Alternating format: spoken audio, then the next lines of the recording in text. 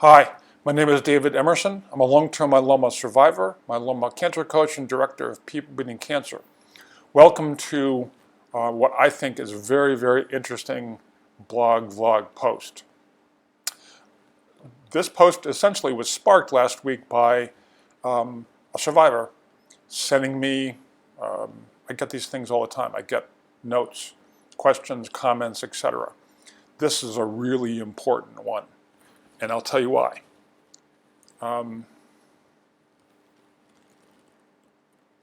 Let me read the question first. Hello, David.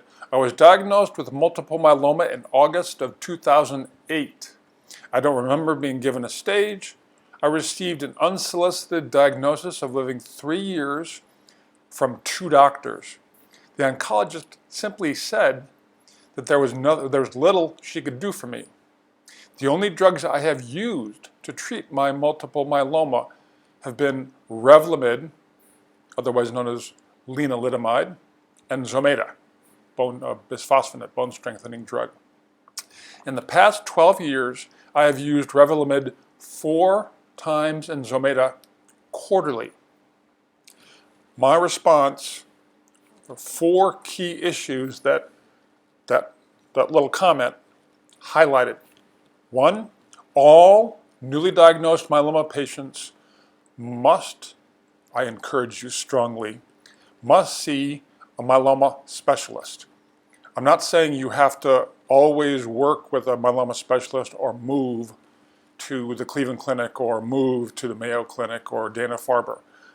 Consult. You can consult with myeloma specialists over the phone. They can talk about the cure versus control debate. They can talk about therapy plans, etc. You can work with a local oncologist that you may have established a relationship with.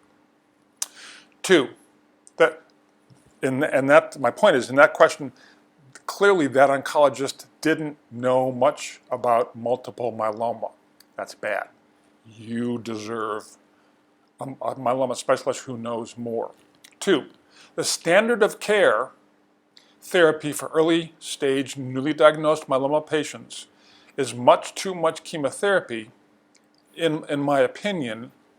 A triplet such as Revlimid, Velcade, dexamethasone, for the early stage patient, it's a lot of toxicity. Oncologists oftentimes push 4, 5, 6 cycles. That's a lot. This guy only did Revlimid.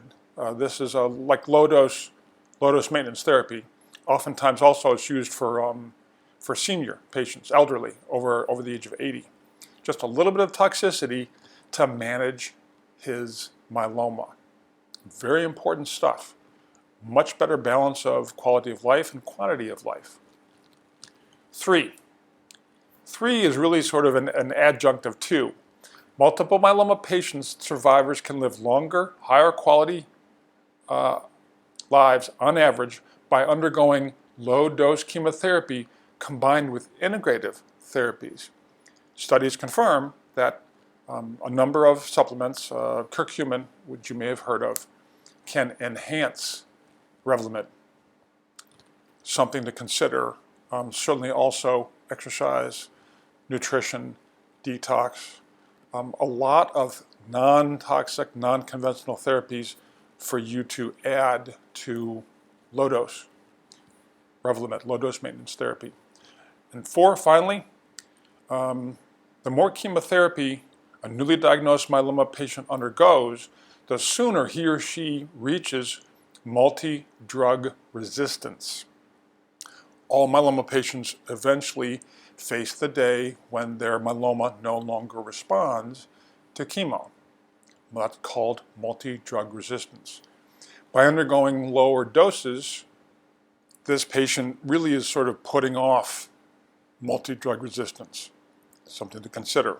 Higher quality of life, longer life, but basically he just feels better. Those 4 things, read the post. If you have any questions or comments, scroll down the page, email me, and I will reply to you ASAP. Thank you for your time, attention, and be well. Thanks.